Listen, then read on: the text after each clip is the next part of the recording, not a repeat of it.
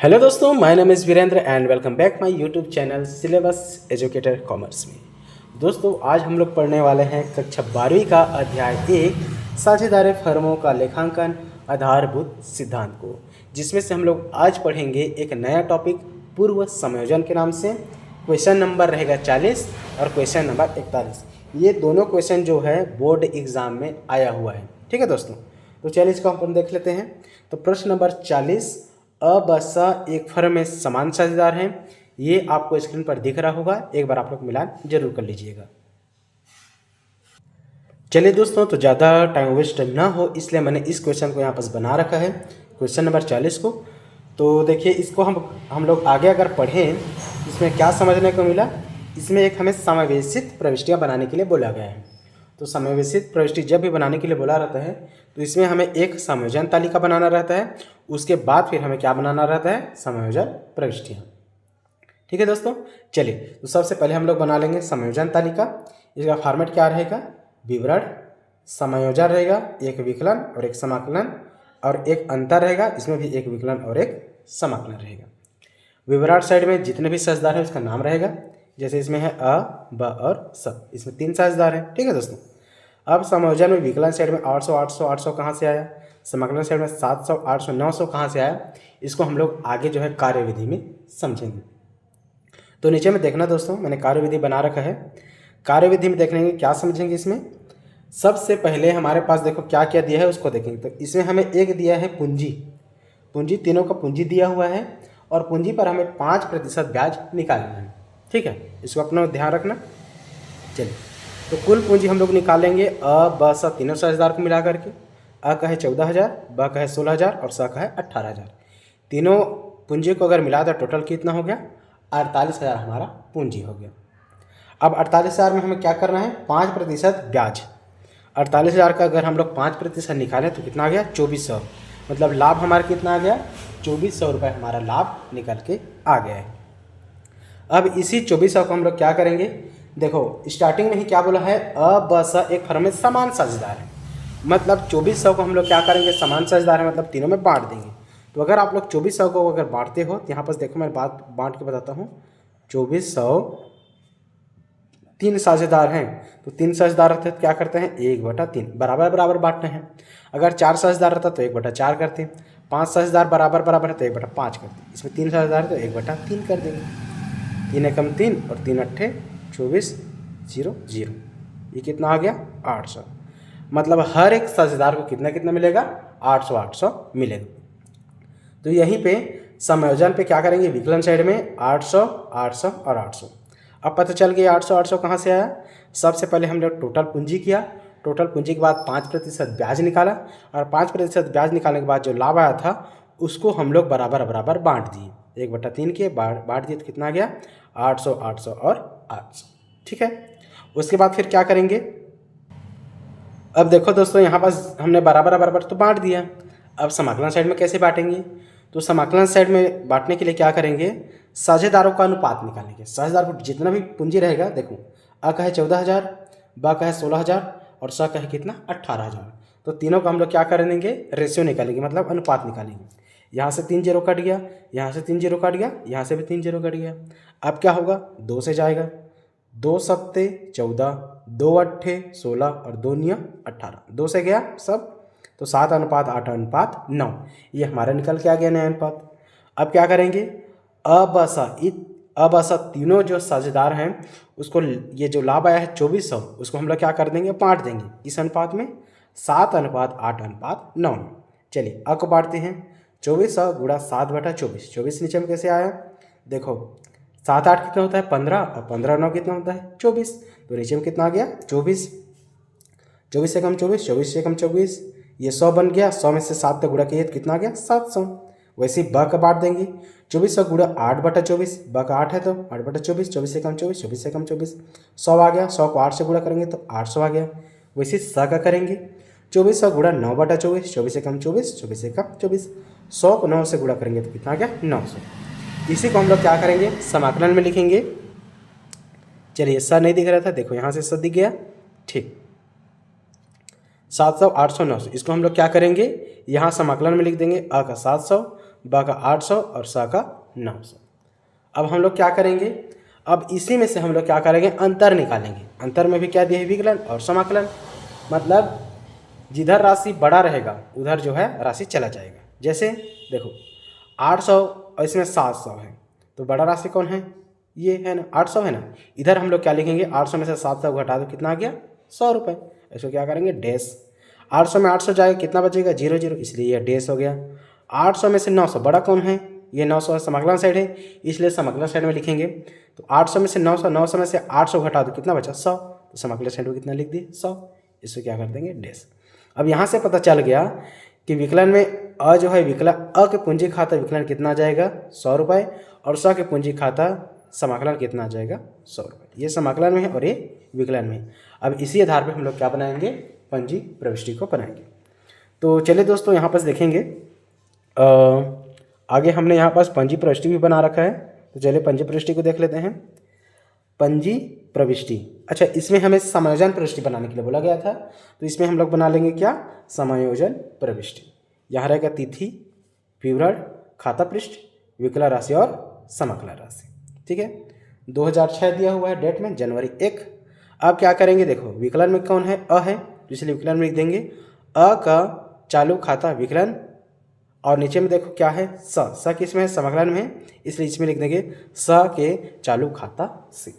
इसमें 100 डाल देंगे और इसमें भी 100। नरेशन में लिख देंगे पूंजी पर ब्याज के लिए किया गया समायोजन। ठीक है दोस्तों, तो ये हमारा बन गया क्वेश्चन नंबर 40। अब इसी में से आगे देखेंगे हम लोग कौन सा, क्वेश्चन नंबर 41 को।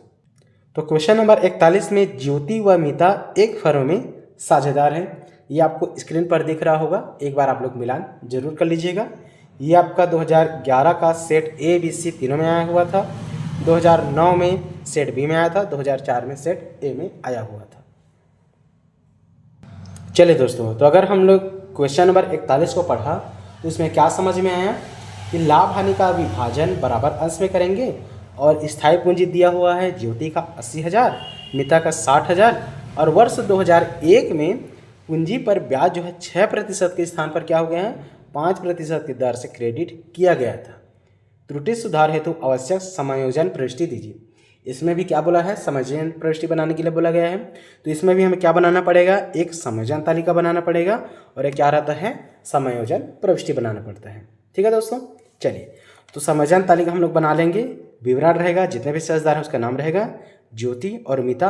अब इसमें देखना, एक क्या दिया हुआ है, एक 6% दिया हुआ है, और एक कितना है 5% दिया हुआ है। तो उसी के आधार पर ये बनेगा। ठीक है, पूंजी पर ब्याज डेबिट हानि लिखेंगे, और एक क्या रहेगा, क्रेडिट ब्याज, जो ब्याज निकालेंगे वो रहेगा। इधर अंतर राशि में क्या रहेगा, विकलन और एक समाकलन रहेगा। अब ये सब कहाँ से आया, उसके लिए हम लोग क्या करेंगे, कार्यविधि में जाएंगे। आगे देखते हैं, यहाँ पास देखो कार्यविधि यहाँ पास मैंने बना रखा है कि कैसे कैसे उसको सॉल्यूशन करेंगे। तो चलिए इसी को देखते हैं। दो साझेदार हैं, ज्योति है और एक कौन है, मीता है। पूंजी पर ब्याज निकालेंगे, एक 5% और एक क्या निकालेंगे 6%। तो चलिए निकालते हैं। 80,000 है, किसका, ज्योति का है। तो 80,000 का अगर हम लोग 5% निकाले तो कितना आ गया 4,000। वैसे मीता कितना है, पूंजी 60,000 है। 60,000 का अगर हम लोग 5% निकाले तो कितना आ गया 3,000। 4,000 3,000 कहाँ पर लिखेंगे, चलिए बताते जा रहा हूँ। देखो यहाँ पास पूंजी पर ब्याज डेबिट हानि लिखा है, यहीं पास लिखा आएगा। स्टार्टिंग में हम लोग 5% निकाले तो कितना आया 4,000, और मीता का 5% निकाले तो कितना आया 3,000। ठीक है दोस्तों, चलिए आगे देखते हैं। अब पूंजी पर ब्याज कितना निकालेंगे 6%। ज्योति का पूंजी कितना है 80,000। 80,000 का 6% कितना आ गया 4,800, और 60,000 का 6% कितना आ गया 3,600। अब इन दोनों को कहाँ पास लिखेंगे, चलिए बताता हूँ। यहाँ पास देखो, अब यहाँ लिखाएगा क्रेडिट पर, क्रेडिट ब्याज पर कितना लिखाएगा, ज्योति में आ गया 4,800 और मीता का आ गया कितना 3,600। अब हमारा ये बच गया +700 +700। ये कहाँ से आया, चलिए आगे देखते हैं। अब देखो कुल पूंजी 1% का, हमारे पास देखो टोटल पूंजी कितना है 6 और 5। पहले कितना था, 6 के स्थान पर 5% दर से क्रेडिट किया गया था। 5% निकाले तो इतना आ गया, 6% निकाले तो इतना आ गया। कितना प्रतिशत का मतलब कितना अंतर है, तो 1% का अंतर है। तो उसको निकाल लेते हैं। पूंजी पर ब्याज 1% का पहले निकालते हैं, ठीक है। 6 में से 5 गया, कितना बचा 1। तो 80,000 का अगर 1% निकाले कितना आ गया 800, और 60,000 का अगर 1% निकाले कितना आ गया 600। तो कुल पूंजी 1% का टोटल पूंजी कितना निकल के आ गया 800 प्लस 600, मतलब 1400 का क्या हुआ था अंतर आया है ना। पहले 6% स्थान पर 5% किया गया था, 5% को निकाले तो इतना आ गया ज्योति का 4000 और मिता का 3000, और 6% निकाले तो आ गया 4800 और 3600 आ गया। अब हम लोग अंतर देखते हैं, ठीक है, क्योंकि इसमें अंतर ही निकालना है ना हमें, लास्ट में क्या निकालना है अंतर राशि। तो अगर अंतर देखते हैं तो 6 में से 5 गया, कितना बचा 1। तो पूंजी पर ब्याज पहले 1% निकालते हैं, तो ज्योति का कितना आ गया 800 और मिता कितना आ गया 600। मतलब टोटल पूंजी 1% का हम लोग निकाले हैं 1%, तो कितना आ गया 800 प्लस 600, टोटल कितना आ गया 1400 रुपये आया है। अब क्या करेंगे, इसी 1400 को क्या बोला है लाभ हानि का विभाजन बराबर अंश में करते हैं। मतलब इस 1400 को हम लोग बराबर बराबर क्या कर देंगे बांट देंगे। चलिए, लाभ हानि का विभाजन बराबर करने पर अगर हम लोग बराबर बराबर बांटते हैं तो क्या आता है, ज्योति का अगर बांटे 1400 गुणित 2 साझेदार है इसलिए 1/2 आ गया, 2 कम 2 2 7 14 700 आ गया। वैसे मिता का निकालेंगे 1400 है, गुणाई बराबर बोला है इसलिए 1/2, 2 कम 2 2 7 14, ये भी 700 आ गया। ज्योति का आ गया 700 और मिता का आ गया 700, ये 1% का अंतर था, उसको हम लोग निकाले हैं। उसी को हम लोग कहाँ लिखेंगे, यहाँ पास प्लस करके 700 और प्लस करके 700, ठीक है। अब देखो यहीं से हमारा क्या निकल के आ जाएगा, अब अंतर निकल के आ गया, सब समझ में आ गया। ये किसका है 5%, ये किसका है 6%, और ये क्या है दोनों का अंतर, मतलब 1% का, ये दोनों आया है। 1% निकालने के बाद हम लोग बराबर बराबर बांटे हैं, तो अब कितना आ गया 700 और 700, ठीक है। चलिए अब अंतर राशि कैसे आएगा, देखिए 4000 में 700 जोड़ कितना आ गया 4700, और ये कितना है 4800 है, ठीक है। तो 4700 में 4800 घटाओ कितना आ गया 100 रुपये, मतलब अंतर कितना आ रहा है 100 रुपये का। यहाँ अंतर कितना आ रहा है 100 रुपये का, ज्योति में कितना आ जाएगा और 100 रुपये और यहाँ पास आना चाहिए, ठीक है। और इसमें क्या कर देंगे डैश, क्योंकि अब अभी हम लोग क्या करें सुधार करें।